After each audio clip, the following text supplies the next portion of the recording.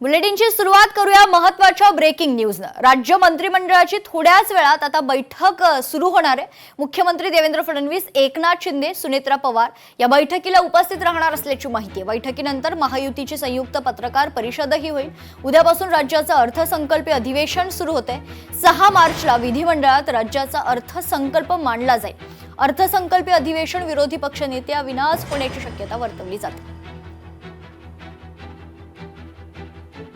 आता थोड्याच वेळात खरं तर राज्य मंत्रिमंडळाची बैठक सुरू होणार आहे।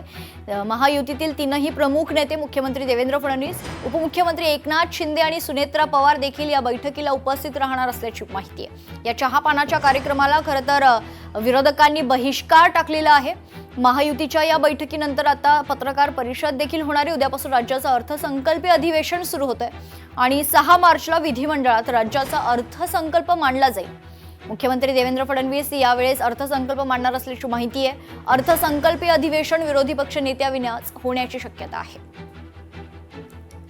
आता थोड्याच वेळात राज्य मंत्रिमंडळाच्या या बैठकीला सुरुवात होते। सविस्तर माहिती जाणून घेऊयात। आपले प्रतिनिधी उमेश करंजकर आपल्या सोबत जोडले जात आहेत। उमेश, खरं तर उद्यापासून अधिवेशन सुरू होते आणि त्याआधी खरं तर आज बैठक होते। चहा पाण्याचा जो कार्यक्रम होणार आहे त्या कार्यक्रमावर विरोधकांनी बहिष्कार टाकलाय, काय अधिक माहिती उमेश? मेघना, नक्कीच, कारण उद्यापासून अर्थसंकल्पीय अधिवेशन सुरू होते आणि त्याआधी प्रत्येक अर्थसंकल्प किंवा सामान्य जे अर्थसंकल्प केले जातात त्या अर्थसंकल्प अधिवेशनाच्या आधी जर आपण पाहिलं तर चहापाण्याचा कार्यक्रम होतो। तसाच कार्यक्रम जो आहे तो या आता देखील होताना आपल्याला पाहायला मिळतो। खास करून जर आपण पाहिलं तर सह्याद्री अतिथीगृहात नेते मंडळी यायला सुरुवात झालेली आहे। काही मंत्री आलेले आहेत। मुख्यमंत्री, उपमुख्यमंत्र्यांची वाट पाहिली जाते आणि त्यानंतर चहापाण्याचा कार्यक्रम होईल।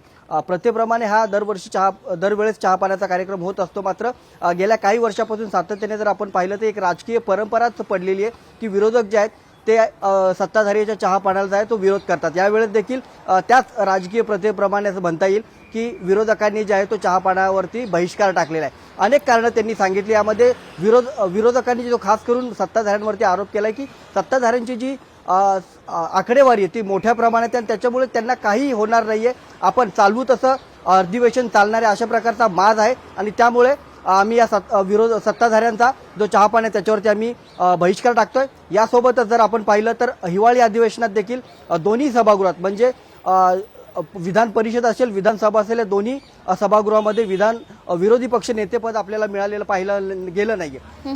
तेच या अधिवेशनात देखील पाहायला मिळण्याची शक्यता दाट आहे। कारण सातत्याने विरोधी पक्षाकडनं विरोधी पक्ष नेतेपदाबाबतची विचारणा केली जाते किंवा त्याबाबतची मागणी केली देखील आहे। मात्र अजूनही कोणताही निर्णय घेण्यात आलेला नाही। त्याच्यामुळे या अधिवेशनात देखील बिगर विरोधी पक्ष नेतेपद देताच हा अधिवेशन पार पडेल अशा प्रकारची शक्यता आहे। उद्यापासून अर्थसंकल्पीय अधिवेशन सुरू होईल।